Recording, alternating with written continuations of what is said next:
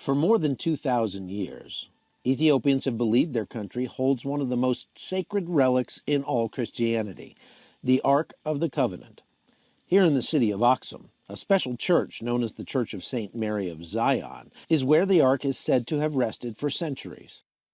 Adventurer and historian Bob Cornuke has explored the region extensively.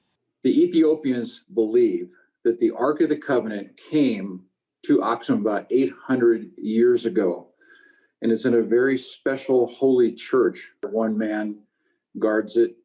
He's the guardian of the Ark. He's the only one allowed to see it. When he dies, there'll be another guardian. It is entrenched in their culture, and they believe it with all their heart. Heavy fighting between a regional militia and the Ethiopian army has been raging in this area since November. The city of Aksum has been at the center of the conflict. Tragedy struck last week as Ethiopian Christians gathered in Aksum to celebrate one of the most important holidays in Ethiopian Orthodox Christianity, the annual festival of Timkat. Timkat is a celebration of the Epiphany with the Orthodox Church in Ethiopia. And it's where they bring out the Talmud, or the tablets, from the Ark of the Covenant, and they parade it around. And it's a very holy event for them, but this year something went horribly wrong.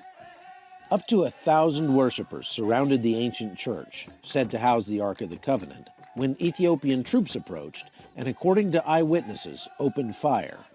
More than 700 Ethiopian Christians were said to have been killed, though confirmation of the attack has been difficult because the area is closed to journalists. The fighting has led to a massive wave of refugees fleeing across the nearby border into Sudan.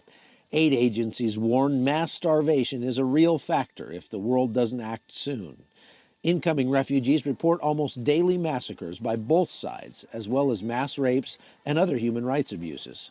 Humanitarian aid organizations on the ground are calling the situation urgent. President Biden's pick for Secretary of State, Antony Blinken, called for U.S. engagement in his recent confirmation hearing. Ethiopia, I share your deep concerns.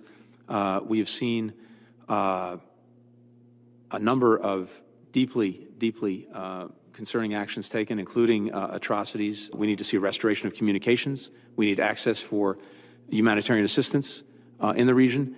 And I worry as well that what started there has the potential to be destabilizing throughout the Horn of Africa. The Ethiopian government denies the atrocities, and both sides are claiming victory in the conflict. But the UN says there is plenty of blame to go around. We have received consistent information pointing to violations of international humanitarian law and human rights law by all parties to the conflict. And these include artillery strikes on populated areas, the deliberate targeting of civilians, extrajudicial killings, and widespread looting. No matter which side actually wins this civil war, the losers will be the people of this region, as more than 1,000 refugees per day flee into makeshift camps across the Sudanese border, just hoping to survive. For CBN News, I'm Chuck Holton.